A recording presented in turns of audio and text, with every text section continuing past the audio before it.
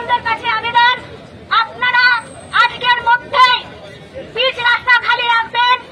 এই town vending committee থেকে সিদ্ধান্ত নেওয়া হয়েছে নিউ মার্কেট চত্বর পিচ রাস্তা অবিলম্বে খালি করতে হবে।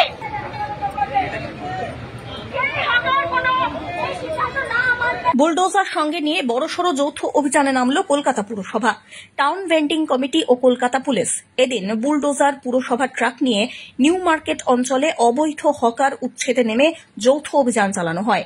মাইকিং করে যে সমস্ত হকার ব্ল্যাক টপ দখল করে বসে আছে তাদের অবিলম্বে সেই সব রাস্তার উপর থেকে সরিয়ে নিয়ে যেতে বলা হয়। কলকাতা পুরসভার সচিব স্বপন কুমার কুণ্ডুর নেতৃত্বে হয় এই যৌথ অভিযান। নিউ মার্কেটের Humayun palace, Bertram street, Chowringhee road, Lindsay street সহ নিউ মার্কেট অঞ্চলে চলে অভিযান করতে গিয়ে পুলিশের সঙ্গে বচসায় জড়িয়ে পড়েন বেশ কিছু হকার। তাদের দাবি, তাদের কাছে টাউন ভেন্ডিং কমিটির বৈধ কাগজপত্র থাকার স্বার্থে বিকল্প জায়গায় তাদের পুনর্বাসন দিতে হবে, অথচ সেই পুনর্বাসন না দিয়েই তাদের সরিয়ে দেওয়া হচ্ছে বলে অভিযোগ। এদিন সম্পূর্ণ প্রস্তুতি নিয়ে যৌথ অভিযানে নামে কলকাতা পুরসভা। যারা ব্ল্যাকটপে বারবার বলার পরেও বসে যাচ্ছে, ফলে এবার থেকে নিউ মার্কেট অঞ্চলে আরো বড় অভিযান চলবে বলে খবর।